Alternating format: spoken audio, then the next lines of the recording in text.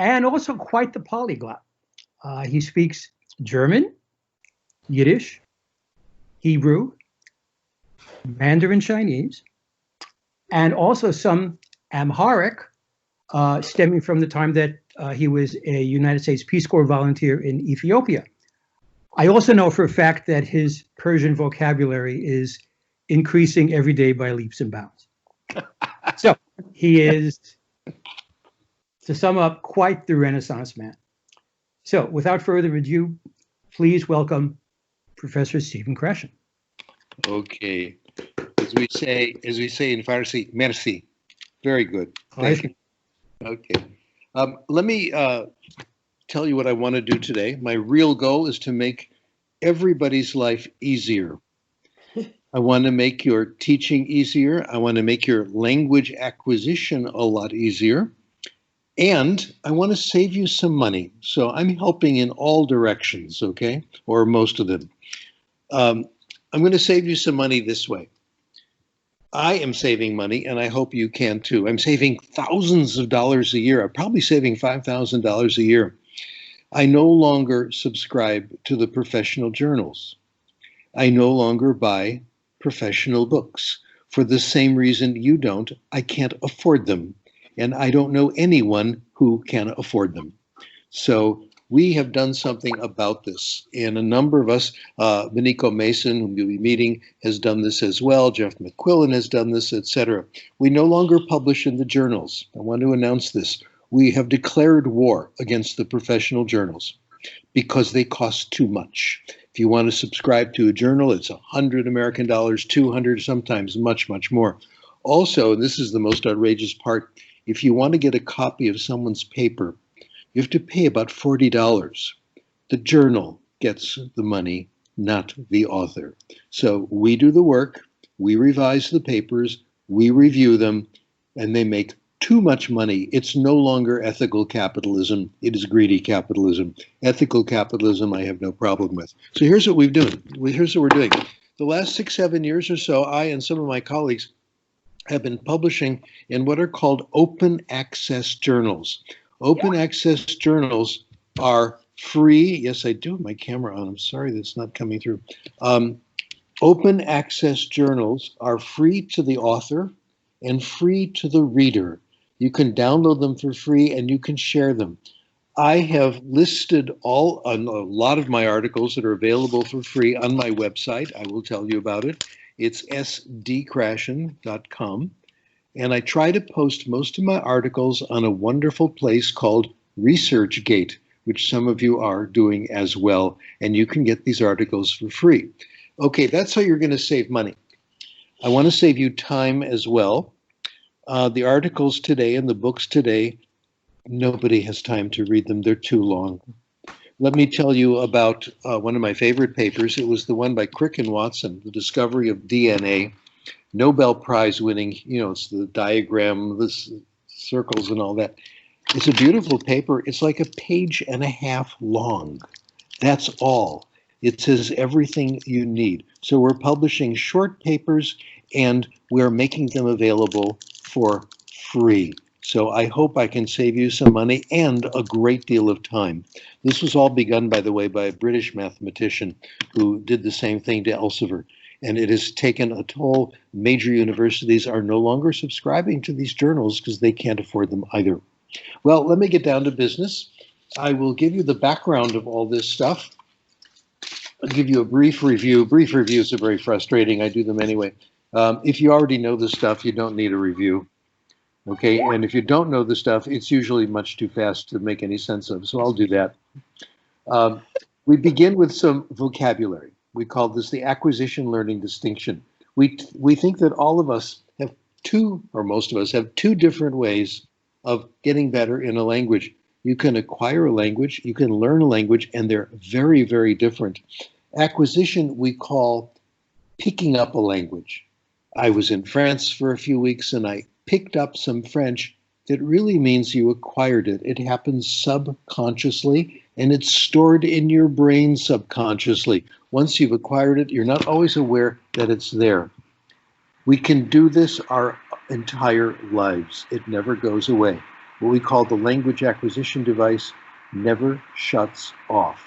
Paul mentioned the languages, Dr. Frommer, excuse me, the languages that I have been messing around with, which is part of my research, to always put yourself in the mind of the student, etc. And I've been having a good time with it. I'm not ashamed to tell you, I'm 79 years old, still working on new languages. I hope you're thinking, doesn't he look young? Okay. Anyway, even better than that, I've got a friend, some of you have heard of him. His name is Steve Kaufman. He's an incredible polyglot, 20 languages. He has acquired 8 of them since age 62. And I have heard him speaking these languages, and he is really good, no question. That's very inspiring. The language acquisition device never shuts off. We can still do very well. Acquisition is something the brain does very, very well. The other process, language learning, is something the brain doesn't do well, and we keep pushing it in our classes. Language learning is conscious, knowing about language. When we talk about rules, when we talk about grammar, we're typically talking about learning. And usually you can state the rule, you know, I before E except after C. The subject and the verb are supposed to agree. One of my favorites, which I have not acquired, but I've learned, is that in French, if you have a direct object and it comes before the past participle, they will agree. So you don't say la chose que j'ai pris, you say la chose que j'ai prise, and you think of the rule to make it right. It's a very late acquired rule. A lot of native speakers don't have it. Error correction, when we get corrected, this helps conscious learning. You make a mistake, someone corrects you, you're supposed to rethink the grammar rule and get it right. Okay. As I said before, the brain is not very good at language learning, but this has dominated our profession since we began. Things are changing. A big discovery we made back in the late 1970s, early 1980s, we call the natural order hypothesis. It's a very important one. It says that we acquire, not learn, but acquire the rules of language in a predictable order. Some rules come early, some come in the middle, some come late. For example, in English, example I'm going to give you works for English as a first language and a second language. It's not always true, but in this case it is. The ing marker, John is playing the violin, means something happening now. What's that noise from the next room? John is playing the violin. Or it will happen in the near future. John is playing the violin in a string quartet next week. Okay, that one is one of the first ones to come in. Kids get it right away. Second language, they get it right fairly soon.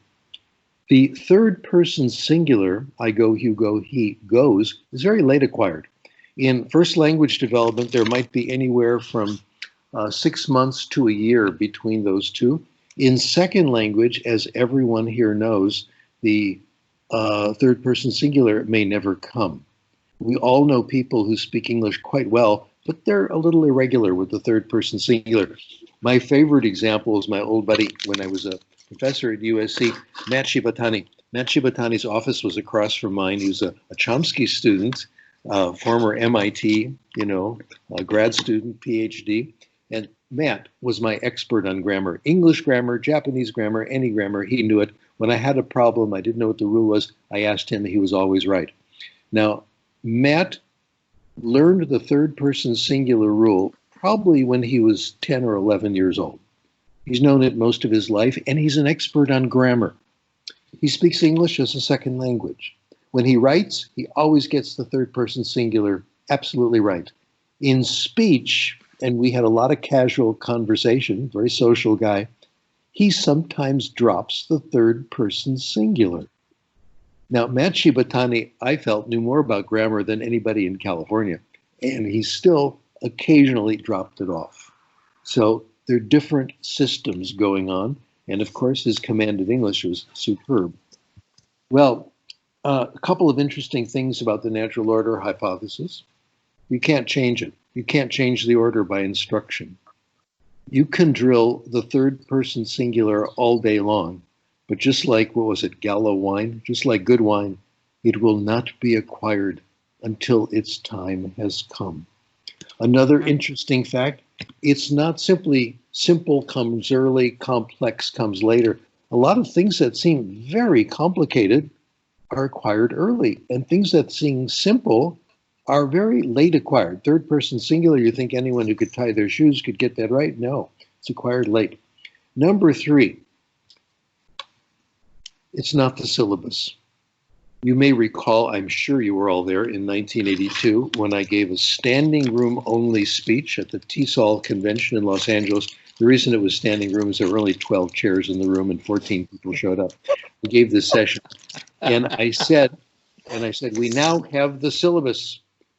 Linguists just tell us what the order is and we'll teach along the natural order. We'll do the ing marker early, the third person singular later. Not for the first and not for the last time in my life, I was dead wrong. Noam Chomsky's fond of saying, there's nothing wrong with being wrong. In this case, boy, did that fit. Okay, I'll tell you why it isn't the syllabus later. We don't need a syllabus. The result is the natural order. It just comes out if you give people what they need, and we'll talk about that. Okay, the next question, the next hypothesis has to do with grammar. People accuse me of being opposed to grammar. He's against grammar. Well, not quite. I'm not against it. I would never say, teach grammar, go to jail, you're doing a bad thing. Instead, my position is conscious knowledge of language, grammar, is limited. It's hard to learn the rules. It's hard to remember the rules. It's hard to think about the rules when you're having a conversation. It's hard to apply them. There are strict, I'd say formidable constraints on using the conscious grammar. First of all, and here's how we do it. You're having a sentence, and this is why it's so much fun to be involved in languages all the time. I highly recommend it. This has been great for my research. Some languages I'm pretty good at. German is my best, and no, I sound pretty good. French, okay. Usually I can do professional work in French. I sometimes make mistakes. Spanish, I'm having so much fun with because I'm intermediate. I'm exactly in the middle. I can have a conversation as long as I know the topic, and I can read a lot of stuff, and I can read some authentic books, but not everything. And I'm sometimes groping for words, etc. Thinking about Spanish, I realize how the grammar works. Here's what we think is happening. When you are speaking an intermediate language, here's what happens. The sentence you're about to speak pops into your mind right away. Then you inspect it mentally. You look at it. You think of the rules that you learned in school and you make corrections. That's how it's done.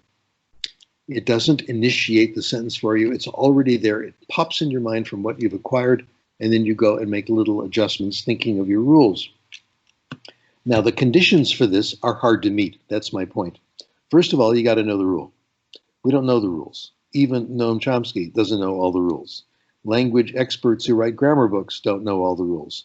People who are dedicated grammar teachers don't know all the rules. Our best language students don't learn all the rules. They can't keep them straight. And most of our students can't remember the rules from one day to the next. I have trouble remembering the rules. I've got to look it up, and I have a PhD in grammar. It is a daunting task.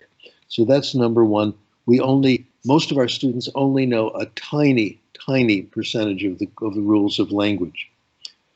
If you want to use grammar, you got to be thinking about grammar. You got to be thinking about correctness, which is very hard to do when you're thinking about meaning. It's kind of like patting your head and rubbing your tummy at the same time. It is an unnatural thing to do. Also, you got to have time to apply the rules. Well, in normal conversation, you don't have enough time. You're in the middle of a conversation. You can't think ahead that quickly. So those three conditions are hard to meet. You got to know the rule, be thinking about rules, and you got to have time. The only time when this happens in life is when you take a grammar test. When you take a grammar test, you know the rule, you've studied it, you're thinking about correctness, and you have time. The studies we did in the late 70s, early 80s, I think our research showed that even when the conditions are met, people don't use that much grammar. And when they're not met, oh my, you hardly see grammar at all. So it's very tough to do. Now let's get to the big point. How do we acquire language? And this is the major impact. I would love to take credit for this hypothesis, but I really can't. A lot of people had it before I did. We call it the Comprehension Hypothesis or the Input Hypothesis. And it says we acquire language in only one way, when we understand what people tell us and when we understand what we read. And it's the only game in town. Again, I'm not the originator of this idea. I have simply been in charge of public relations for it, pushing it and finding evidence for it, etc. Long before I started my work, other people had it. In the field of language acquisition, a guy named Leonard Newmark had it. He was a professor at San Diego, and he had it all down. He wrote papers, etc., and I was very dependent on his work. Here's a little personal fact about Leonard Newmark. We had the same idea. Okay, I lived in West Los Angeles, very close to my aunt and uncle. My uncle's name was Boris Newmark. Get it? We're talking about Leonard Newmark. He married my father's sister, Anne Spiva, and Krashen. Anyway, so Anne and Boris had a 50th wedding anniversary, and of course I went there because it was in the neighboring synagogue. I walked in the door, and there's Leonard. I said, Leonard Newmark, what are you doing here? He said, Steve Krashen, what are you doing here? I said, this is my aunt and uncle's 50th. He says, no, it's my aunt and uncle's 50th. Turned out we share an aunt and an uncle. That is really bizarre. There's even more coincidences than that. So Leonard had it before I did, no question. In neighboring fields, literacy, Kenneth Goodman and Frank Smith had this idea decades before I did. It's the foundation of a very good movement, in my opinion. I don't care what the Australian newspapers are saying about it. Whole language is an excellent, excellent method. And the idea is we develop the ability to read by understanding what's on the page. And I think the evidence for that is absolutely overwhelming. Now, there's a family connection there, too, and it's all on the Krashen side. Kenneth Goodman died last month. Oh, my, that was quite a loss. His wife was also is also a very top contributor, Yetta Goodman, and we found out that we were probably related. Her family comes from the same little family in the Ukraine. So this is all very mystical. We found that out by accident. Anyway, the ability to produce language, to speak, is the result of language acquisition, not the cause. This is a big one. You don't learn to speak by speaking. Our hypothesis says you learn to speak by understanding, and acquiring speaking is the result. Amazing facts about language acquisition. Number one, it does not require grim determination. In fact, it's easy and it's pleasant. If you want to acquire language, you get comprehensible input. Your focus is on understanding. And we'll see later, that can be extremely pleasant. There's no work involved. And it's involuntary. So if I give you a language lesson, and if I begin by saying, das ist mein Kopf, little German there, das ist mein Kopf, ja, und ich habe zwei Ohren, ich habe zwei Ohren, und ich habe einen Mund. Verstehen Sie Mund? If you understood that, not every word, you acquired a little German, and there's nothing you can do to stop it. Language acquisition is involuntary. It's not from hard work. It's from getting what we call comprehensible input. When you get comprehensible input and you're paying attention to it, language acquisition happens.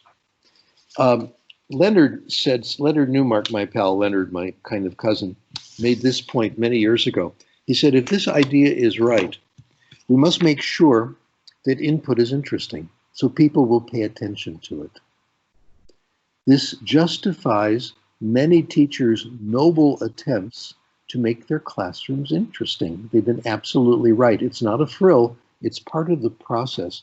I want to push this a little farther and say, Input not only has to be interesting, it has to be the best input, what Benico Mason would call optimal input, should be extremely interesting, so interesting you forget that you're listening to another language or reading another language. We call this compelling, comprehensible input. I got this idea from a former student of mine, now Professor Christy Lau. She and her husband live in the Bay Area. Christy teaches at San Francisco State University. And when they first got married, they had two boys whom I know very, very well. One of them is going off to grad school. Anyway, when they were first married, they had to do a lot of work, really hard. She was a new professor. He was working in the technology industry. So they occasionally had to hire a babysitter. Now, for their first child, the language at home was Cantonese. Both Christy and her husband came from the Hong Kong area. They spoke Cantonese at home, and so the boy, we called him Paul in our journal papers, grew up with both Cantonese and English. But when the babysitter came over, she turned on the television to Mandarin cartoons. Now, you know this, but 95% of the world doesn't know this, that Mandarin and Cantonese are different languages. They're not dialects of Chinese. They really are different. Some of the vocabulary is similar, but if you know Mandarin, that doesn't mean that you know Cantonese. It's like fairly like Romanian and Spanish.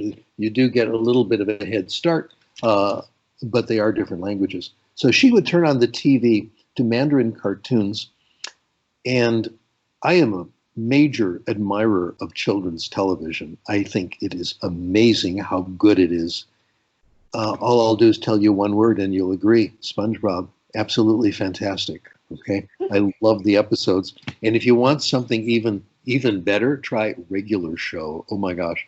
I watch these when I'm on the airplane and my grandchildren are not around. That's how good they are. Okay.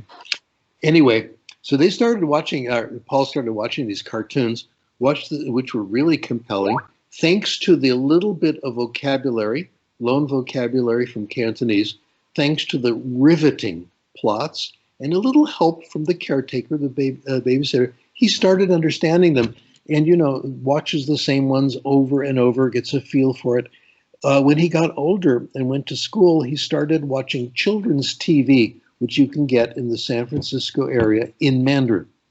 When he was in high school, Dad would bring home 2 movies every weekend in Mandarin. The family would watch them. When the grandparents moved in, they watched the news every night. The whole family would get together in Mandarin. Today, Paul speaks Mandarin. Christy has told me, company comes over, they're Mandarin speakers, he's fine. They travel to Beijing, they travel to Taiwan. He is perfectly comfortable, his Mandarin is very good. Here's the main point. Paul doesn't care about Mandarin. He was never motivated to acquire Mandarin. The Chinese government, Hanban, the cultural agency, feels all Chinese origin people should acquire Mandarin, the link between all. He doesn't care. He liked the stories. That's why he did it. The motivation was to understand the captivating, the compelling input. That's my conclusion from this, and that the implication is our classes should all be compelling. You've gone through this. Let's say you're teaching English to middle school age kids, and they don't care because they're 13 years old and they'd rather be skateboarding. Okay? I don't blame them. Tell them a story. Tell them a riveting story. So riveting, they forget which language it's in, and they will acquire whether they want to or not. Well, a couple of points about language acquisition, then I'll be able to talk about application. Language acquisition is gradual. Very interesting results. Originally from the University of Illinois, they got it in first language and we replicated it in second. When the Illinois people discovered that when you, Richard Anderson and his very interesting group of researchers, excellent stuff, when you hear or read a word that's somewhat unfamiliar to you, but there's context, which is how you acquire. You don't get it right away. You don't get the whole thing right away. You get a little piece of it, a little bit, like 5% each time you see it. There's a lot of variation there, but that's about right, which means you need to hear it 5, 10, 15, 20 times before you get the whole thing. It kind of gradually builds up. So it's gradual. It takes time until it kicks in. Can we depend on this? Is context good? There have been enemies of context. They say context will kind of maybe give you a guess, but you may not be right. The example everybody uses is they show a picture of a man, it's always a man, pointing at something, his hand is up, and there's some foreign language underneath. Does that mean hand? Does that mean point? Does that mean finger? Well, with one exposure, you won't know. But given a lot of input like that, you get it. Most contexts are helpful. That's what they have found in the research. A very tiny percentage actually push you off in the wrong direction. So the evidence, I think, is in favor of context. Let me now talk about application. And I'm going to represent Beniko Mason. She will give us more information on this to give you the rough outline how it all fills in. By the way, I want to give you some, not only if I'm saving you money and helping you have a more pleasant day, but I want to help your career. How would you like to be a big shot like me and go around and give webinars all over the world? Sound good? I'll give you this, how to be famous. I have done this and it works. Invent new terminology. It has worked for me. Comprehensible input, doesn't matter if I thought of it first. Everybody thinks I did.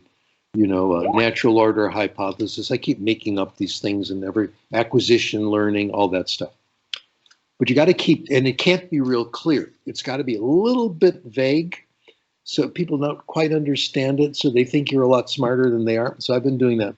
Today's new term, my new hypothesis today, is called the Conduit Hypothesis. Now, you have no idea what I'm talking about, which is perfect, okay? The Conduit Hypothesis is actually simple. It means we acquire language in different stages, and each stage facilitates the next. It's a conduit to the next stage.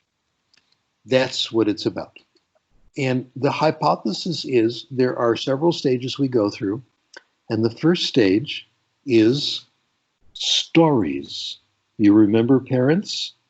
That's what we go through with our children. It's stories. First language acquisition is story time. And children love it when mommy and daddy tell them stories.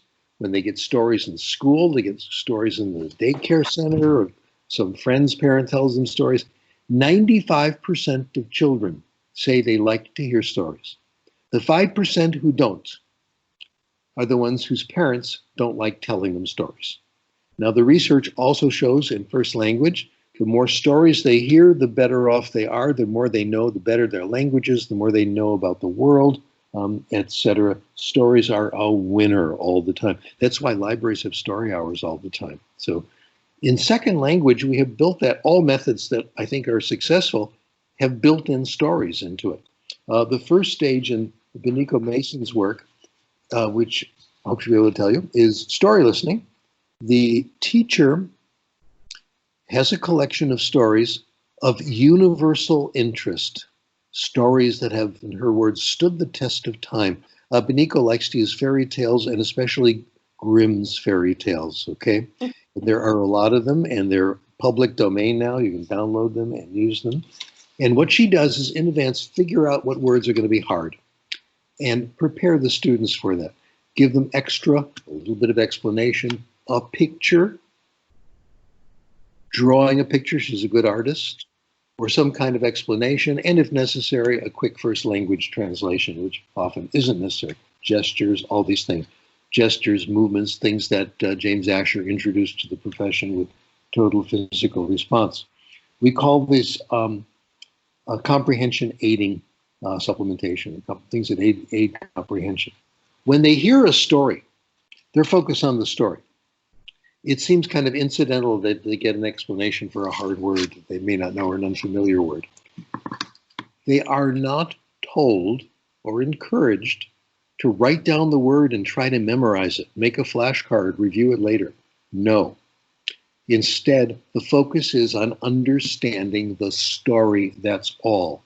Now, in Benico's work, this, I think, startling result, she takes one group and does stories with them and gives them a surprise test like 5 weeks later on the new words that were explained. In one study, they got about 4 of the words right. Okay. A second study for comparison group, kids hear the same story, but we add to it skill building activities, draw a line to the definition, write 3 sentences with every word, etc. The kids who had that actually did better. And people conclude, well, we need both, obviously. But the story took only 4 minutes.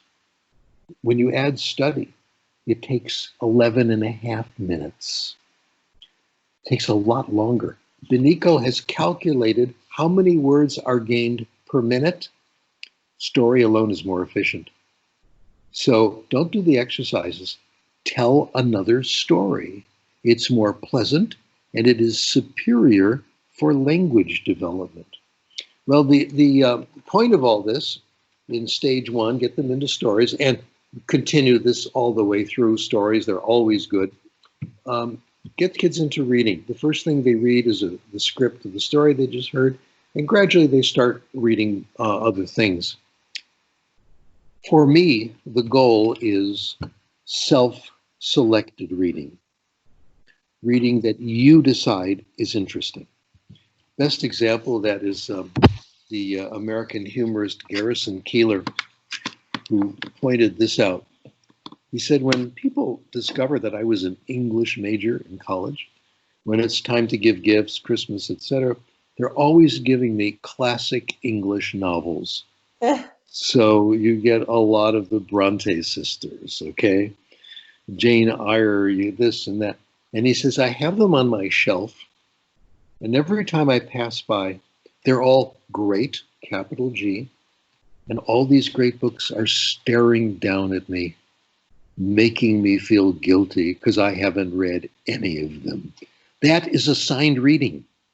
And you know, you live in fear that your friend is going to say, well, how did you like that Hemingway I gave you? I say, well, I haven't gotten around to it, etc. Got to choose our own, folks. That's the best. When people tell me they've just read a good book and, you know, you got to read this, Steve. This is so cool. I never do it, with one exception. There's one person, when he says, read this, I immediately do it because he knows me better than I do. And he's always been right. And that's my son. When he says, try this author, I rush right out and do it. And he's never wrong. We each probably have a person like that in our lives, but we don't just take assigned reading assignments from people very lightly. I want to give you the overall research on reading, and I will, for no extra charge tonight, talk to you about what I wrote about Donald Trump in the Washington Post, because it fits right in, okay? It is my obligation as a patriotic American citizen to criticize the president. Theodore Roosevelt said that. And so I'm discharging that obligation, making sure I do it, because it fits right in. Here's what we know about reading in general. 3 things. Number 1, pleasure reading, self-selected pleasure reading, results in gains in literacy. It is the major source of our vocabulary, and it's nearly always fiction. It's nearly always stories that people read that they grow from. The vocabulary gains are superior. Grammar is far better acquired through self-selected fiction reading than anything else. Our writing style comes from fiction, reading books, and our spelling ability. That's where I come to Donald Trump. Let me just finish this on fiction. The studies are very strong on fiction. I'm going to give you 2 studies, and then I'll talk about Mr. Trump. Study done by Benico Mason, who until last year she retired, taught at a university in Japan. English as a foreign language. She was the expert, did research and teaching. And every year she taught a course open to just about anybody who wanted to come in, open to the community. And she got students, beginning and low intermediate students, who had had some English in school, you know, didn't do very well in it, wanted to get better. The story, the class was devoted to stories in the style I just told you. The homework was reading what we call graded readers, easy readers. When the year was over, some of the students said, can you hang out with us and help us find good books? We'd like you to kind of guide us. And she took on about 10 students like this, and they kept a log. They wrote down all the books that they wrote. They also took various versions of the TOEFL examination. The TOEFL is the most popular thing all through Asia. I call it TOEFL fever. You know, you need a certain TOEFL score if you want to do this, that, get a job, and your employer expects you to prove so many points on the TOEFL, all this stuff. Anyway, we then sat down. I did the statistics. My way of doing co-authorship, which I did with Benico, is they do the work, I get the credit, which worked out very well here. Anyway, we knew what they read, and from that we were able to estimate how much time they put in. All of them started at around 250 on the TOEFL, which is good enough to start reading. It goes up to about 1,000 at the top. Here are our results based on 7 students now. For every hour of pleasure reading you did, you gain about a half a point, 0.6. When she did it, she now thinks it's 0.7. You gain about 0.6 points on the TOEFL. That's remarkable. That means if you read an hour a day for a year, 300 hours, you can gain nearly 200 points on the TOEFL. You do 2 hours a day, you can go all the way, okay? You can go all the way to the top of the TOEFL in 1.5, 2 hours a day over 2 years. Wow. Would you rather do that and do self-selected reading, things you think are interesting, that you like reading, or would you rather take special TOEFL courses and do grammar exercises and practice tests, etc.? So I think this is an unbelievable major breakthrough. Study done in the United Kingdom. Researchers at the University of London. These researchers are a very interesting group. They followed the same people since they were babies, and every so often, every couple of years, would give them tests, various things, perception, coordination, and language. The last time they did it, the subjects were 42 years old. I don't know how old the researchers were, but the subjects were 42. They gave them a test of English vocabulary. The best predictor, reading. Won easily. The best kind of reading, fiction. Fiction beat nonfiction. Middlebrow fiction was the best predictor. Things like, you know, John Grisham, stuff like this, good books. Wow. It didn't matter how much their vocabulary was years ago. It didn't matter how much they read when they were 15. It mattered how much they were reading at age 42. The language acquisition device does not turn off. So reading gives you literacy, all those things we want people to have. It also gives you knowledge. This is very exciting. This is research done by Keith Stanovich and his pals at the University of Michigan. A lot of studies on this in the reading journals, Reading Research Quarterly. People who read more fiction know more. They know more history. They know more about literature. They know more about science. And they know more about practical things. Readers are not nerds. Also, very recently, well, I'll warm this up with an interview I read with Barack Obama that was published in all places in The Guardian in the UK.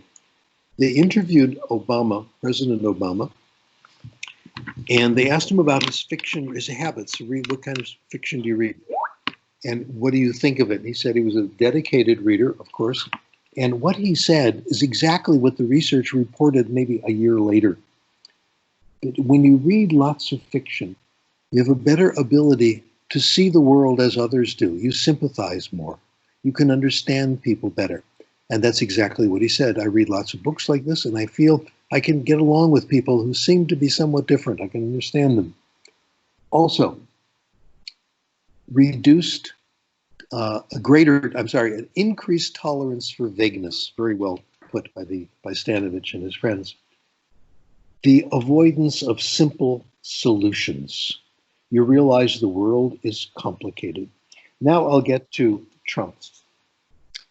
In the Washington Post about 2 years ago, a series of articles was carried about Trump's spelling, people complaining about it. He makes all these errors when he's on the, when he writes tweets and all that, which he does all night apparently. And some people wrote in and say, you're being a little tough on this guy. It's only spelling, come on. All he needed was an editor to cover it or do spell check, you know, take it easy. Well, it turns out that this was important. I got very interested and I wrote a letter to the editor, which they published. I was so surprised. It's on my website if you want to look at it. And it says, spelling is serious. We know from our research at University of Southern California that readers spell better. Better reading, more reading is related to better spelling. That doesn't mean if you read a lot, you'll be perfect, but you're a lot better off than someone who doesn't read very much. So there it is. Also, writing in general, literacy in general, sentence structure, all this stuff where Trump clearly has problems. Knowledge. Don't know much about history, don't know much about geography. This is Donald Trump. I mean, I've heard him make the most outrageous mistakes. And one time he was in Israel. He said, I hope when I leave Israel, I'll be able to visit the Middle East. Where do you think you are? You know, that is that kind of stuff all the time. He has no conception of geography, of history, etc. So that, and he also doesn't read, okay? The theory of mind, capacity to empathize, forget it. He empathizes with nobody except himself and a few people. Looking for simple solutions, that's all he can do. We're going to build a wall and keep the Mexicans out. That'll take care of this. You know, they're ridiculous solutions. So we also know from his own admissions that Trump is not a reader. He doesn't read anything. In fact, the daily reports are read to him. We know that. And my conclusion in the letter, which was quite short, says Trump is not a reader, and this has hurt everybody worldwide. It is quite serious. Well, Benico Mason has included another stage, which I think is really good, really important. After you've done, or when, in addition to the read alouds, when you start getting into reading, she recommends we have a stage called guided self-selected reading as a transition to just reading whatever you like. And very interesting. Her students that take her classes go through this stage. Her library at the university had 5,000 graded readers, okay? That's the president calling. He's angry at me, I can tell by the way it reads. Anyway, the library had 5,000 graded readers. The students read hundreds of them until they started to read authentic stuff written by and for native speakers. Some of our students, 200. You know, we have our students read 1 or 2 and we think that's great, go read Beowulf. No, it takes a lot. And this has been a major contribution. I've been experimenting with myself, as I've told you, and don't worry, it's quite legal, in my desire to get better in Spanish, spoken all around in Southern California. I'm intermediate. And one of the things I've been doing since I'm home all the time, I've got a nice collection of graded readers in Spanish.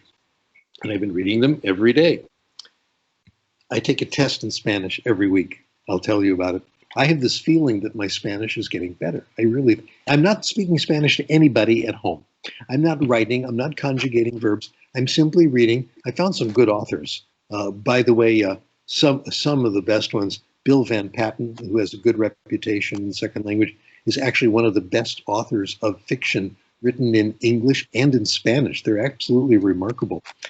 Anyway, I've been reading these things. Now, Friday mornings at my local supermarket, if you go there at 6 in the morning, which I've been doing, it's for old people only. You got to be 60, okay? So that's when I go shopping because of COVID and all these things. And when I get my stuff, I go to the same checkout counter where there's this guy there who is originally from Mexico, who is a native speaker of Spanish, And the first week I started talking Spanish to him, he answered in English. So I figured out what to do. I said to him in Spanish, mi meta es hablar español como ustedes. My goal in life is to speak Spanish the way you guys do. And he was touched by that. Since that time, for the last 3.5 months, he's been speaking Spanish to me. And I can tell I'm getting better because he's talking faster. He's throwing in more humor. You know, it's more complicated.